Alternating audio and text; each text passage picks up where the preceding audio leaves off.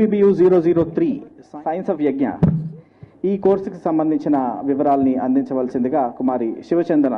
జై గురుదేవ్. ఇప్పుడు మన రోజు చక్కగా రాజసూయ మహాయజ్ఞం మహాయజ్ఞం చేసుకుంటున్నాం కదా. సో మేము కూడా ఈ యజ్ఞం చేసుకోవచ్చా అని మీకు కనుక డౌట్ వస్తే మీరందరూ కూడా ఈ కోర్సులో జాయిన్ అవ్వచ్చు అనమాట.